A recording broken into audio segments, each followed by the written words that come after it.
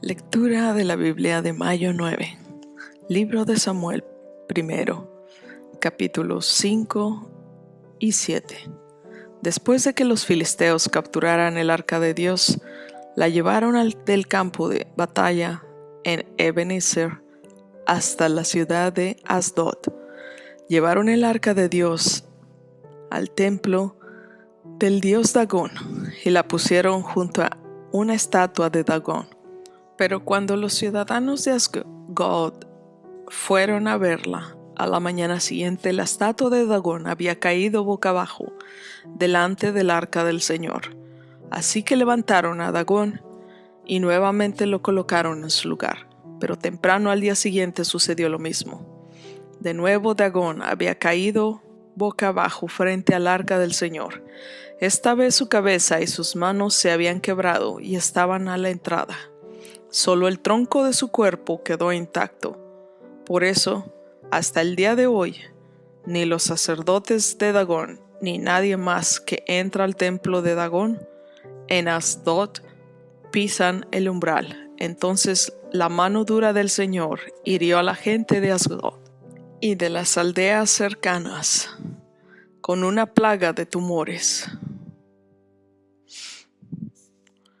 Cuando el pueblo se dio cuenta de lo que sucedía, exclamó: «No podemos quedarnos con el arca de Dios de Israel ni un minuto más. Él está en contra de nosotros. Todos seremos destruidos junto con Dagón, nuestro Dios». De modo que convocaron a los gobernantes de las ciudades filisteas y preguntaron: «¿Qué debemos hacer con el arca de Dios del Dios de Israel?». Los gobernantes deliberaron y contestaron: «Trasládenla a la ciudad de Gat». Así que trasladaron el arca de Dios de Israel a Gat. Pero cuando el arca llegó a Gat, la mano dura del Señor cayó sobre sus hombres, jóvenes y mayores. Los hirió con una plaga de tumores y hubo un gran pánico. Entonces enviaron el arca de Dios a la ciudad de Ecrón. Pero cuando los habitantes de Ecrón vieron que se acercaba, clamaron: «¿Traen el arca del Dios de Israel a nuestra ciudad para matarnos a nosotros también?».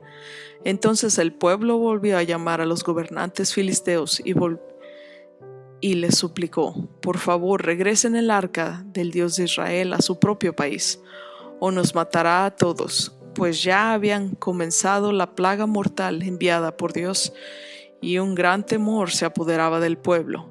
Los que no morían sufrían de tumores, y el clamor del pueblo ascendió al cielo. Así que el arca del Señor permaneció en territorio filisteo por un total de 7 meses. Entonces los filisteos mandaron llamar a sus sacerdotes y adivinos, y les preguntaron: «¿Qué debemos hacer con el arca del Señor? Díganos cómo devolverla a su país». «Devuelvan el arca de Dios de Israel junto con un regalo», les dijeron. «Envíen una ofrenda por la culpa, para que la plaga se detenga. Entonces, si se sanan, sabrán que fue la mano de Dios la que causó esta plaga». «¿Qué clase de ofrenda por la culpa debemos enviar?», preguntaron. Entonces les respondieron: «Ya que la plaga hirió a ustedes y a sus 5 gobernantes, elaboren 5 tumores de oro y 5 ratas de oro como los que asolaron la tierra. Hagan estas cosas para demostrar su respeto al Dios de Israel. Tal vez entonces Él deje de afligirlos a ustedes y a sus dioses y a su tierra. No sean tercos y rebeldes como lo fueron el faraón y los egipcios. Cuando Dios terminó con ellos, estaban deseosos de dejar ir a Israel. Así que construyan una carretera nueva y busquen 2 vacas que acaben de tener cría. Asegúrense de que las vacas no hayan llevado yugo. Engánchenlas a la carreta, pero encierren los becerros en un corral. Pongan el arca del Señor en la carreta y junto con ella coloquen un cofre con las ratas de oro y los tumores de oro. que estarán enviando como ofrenda por la culpa. Después dejen que las vacas vayan por donde quiera. Si cruzan la frontera de nuestra tierra y van hacia Bet-Semes, sabremos que fue el Señor quien trajo este terrible desastre sobre nosotros. Si no lo cruzan, sabremos que no fue la mano de Dios que causó esta plaga, más bien sucedió por pura casualidad. Así que llevaron a cabo las instrucciones, engancharon 2 vacas a la carreta y encerraron sus crías en un corral. Luego pusieron el arca del Señor en la carreta junto con el cofre que contenía los tumores y las ratas de oro. Y efectivamente las vacas, sin desviarse a ningún lado, siguieron directo por el camino hacia Bet-Semes, mugiendo por todo el camino. Los gobernantes filisteos las siguieron hasta los límites de Bet-Semes.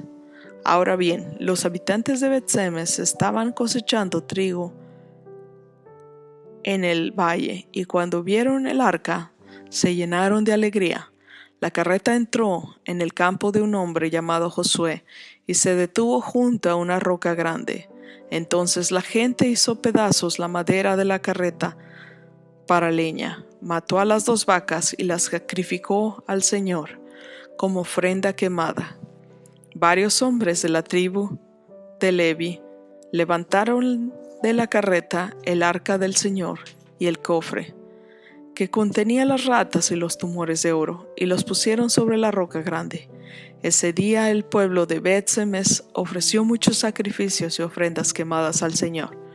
Los 5 gobernantes filisteos observaron todo esto y luego regresaron a Ecrón ese mismo día. Los 5 tumores de oro enviados por los filisteos al Señor como ofrenda por la culpa eran regalos de los gobernantes de Asdod, Gaza, Ascalón, Gat y Ecrón. Las 5 ratas de oro representaban las 5 ciudades filisteas junto con sus aldeas vecinas, que eran controladas por los 5 gobernantes. La gran roca de Bet-Semes, donde colocaron el arca del Señor, todavía está en el campo de Josué como un testimonio de lo que sucedió ahí. Pero el Señor mató a 70 hombres de Bet-Semes porque miraron dentro del arca del Señor, y el pueblo hizo gran duelo por lo que el Señor había hecho. ¿Quién puede estar en la presencia del Señor, este Dios santo?, clamaron. ¿A dónde podremos enviar el arca desde aquí? Así que enviaron mensajeros a la gente de Kiriat Jearim y le dijeron: los filisteos han devuelto el arca del Señor, vengan y llévensela.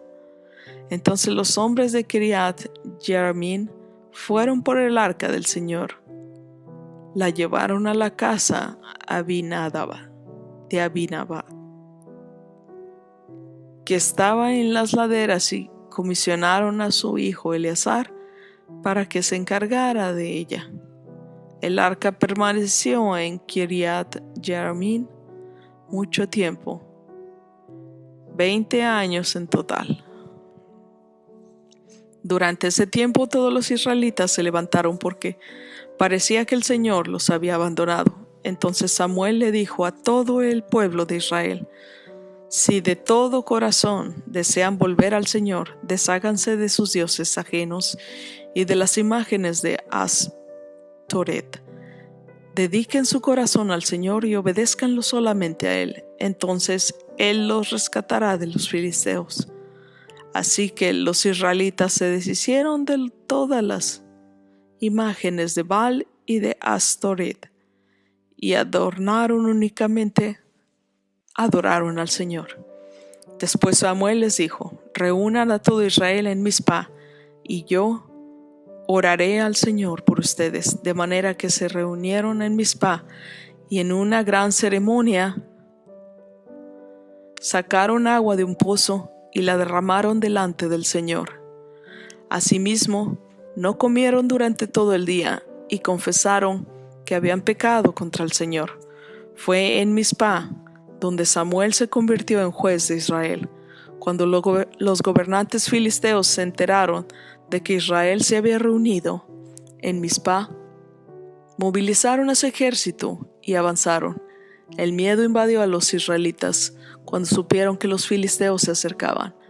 No dejes de rogarle al Señor, nuestro Dios, que nos salve de los filisteos, le suplicaron a Samuel. Entonces Samuel tomó un cordero y lo ofreció al Señor como ofrenda quemada entera. Rogó al Señor que ayudara a Israel y el Señor le contestó. Entonces, justo en el momento en que Samuel sacrificaba la ofrenda quemada, llegaron los filisteos para atacar a Israel. Pero ese día el Señor habló con una poderosa voz de trueno desde el cielo y causó tal confusión entre los filisteos que los israelitas los derrotaron. Los hombres de Israel los persiguieron desde Mizpa hasta el lugar abajo de Bet-car, matándolos a lo largo del camino. Luego Samuel tomó una piedra grande y la colocó entre las ciudades de Mizpa y Gesana. La llamó Ebenezer, que significa la piedra de ayuda, porque dijo: hasta aquí el Señor nos ha ayudado. De modo que los filisteos fueron sometidos y no volvieron a invadir a Israel por algún tiempo. Y durante toda la vida de Samuel, la mano poderosa del Señor se levantó contra los filisteos.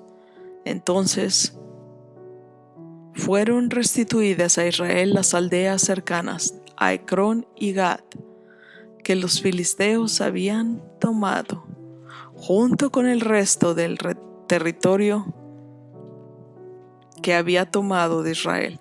Y en esos días hubo paz entre los israelitas y los amorreos. Samuel continuó como juez de Israel por el resto de su vida. Cada año hacía un recorrido y establecía su tribunal, primero en Betel, luego en Gilgal y después en Mizpa. Juzgaba al pueblo de Israel en cada uno de estos lugares. Luego regresaba a su hogar en Rama, donde también atendía otros casos. En Rama Samuel construyó un altar al Señor. Libro de Juan, capítulo 6, versículos del 1 al 21. Después Jesús cruzó al otro lado del mar de Galilea, conocido también como el mar de Tiberias. Una gran multitud siempre lo seguía a todas partes porque veía las señales milagrosas que hacía cuando sanaba a los enfermos. Entonces Jesús subió a una colina y se sentó ahí, rodeado de sus discípulos. Ya era casi el tiempo de la celebración de la Pascua judía. Enseguida Jesús vio que una gran multitud venía en su encuentro. Dirigiéndose a Felipe, le preguntó: ¿dónde podemos comprar pan para alimentar a toda esta gente? Lo estaba poniendo a prueba porque Jesús ya sabía lo que iba a hacer. Felipe contestó: aunque trabajáramos meses enteros, no tendríamos el dinero suficiente para alimentar a toda esta gente. Entonces habló Andrés, el hermano de Simón Pedro. Aquí hay un muchachito que tiene 5 panes de cebada y 2 pescados, pero ¿de qué sirven ante esta enorme multitud? Jesús dijo: díganle a todos los que se sienten. Así que todos se sentaron sobre la hierba en las laderas. Solo contando a los hombres sumaban alrededor de 5,000. Luego Jesús tomó los panes, dio gracias a Dios y los distribuyó entre la gente. Después hizo lo mismo con los pescados, y todos comieron cuando quisieron. Una vez que quedaron satisfechos, Jesús le dijo a sus discípulos: ahora junten lo que sobró, para que no se desperdicie nada. Entonces ellos juntaron las sobras y llenaron 12 canastos con los restos de que la multitud había dejado, después de comer de los 5 panes de cebada. La gente, al ver la señal milagrosa que Jesús había hecho, exclamó: no hay duda de que es Él el profeta que esperábamos. Cuando Jesús vio que estaba dispuesto a hacerlo rey a la fuerza, se escabulló hacia las colinas él solo. Al atardecer, los discípulos de Jesús bajaron a la orilla del lago para esperarlo. Pero al ver que caía la noche y que Jesús aún no había vuelto, subieron a la barca.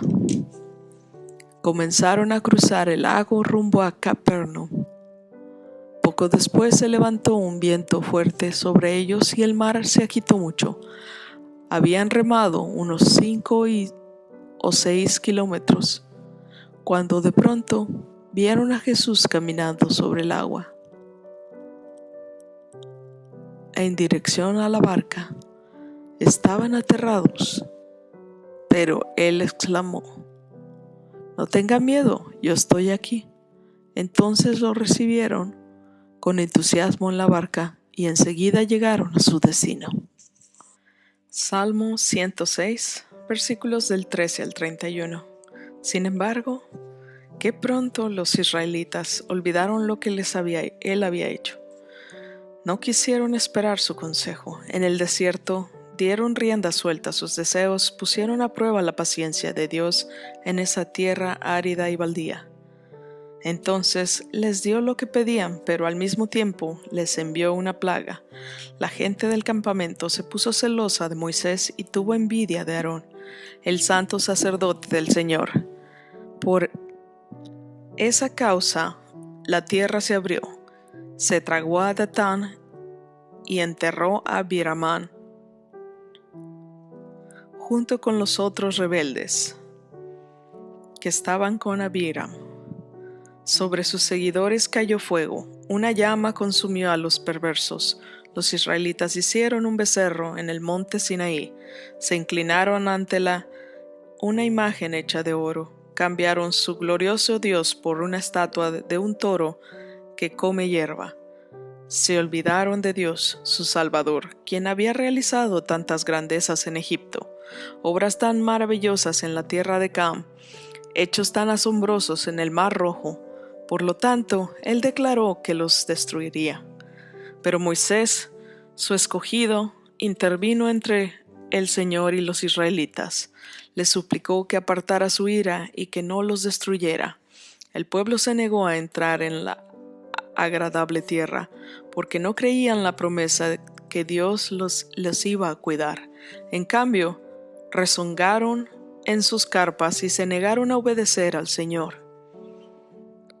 Por lo tanto, él juró solemnemente que los mataría en el desierto, que dispersaría a sus descendientes entre las naciones y los enviaría a tierras distantes. Después nuestros antepasados se unieron para rendir culto a Baal en Peor.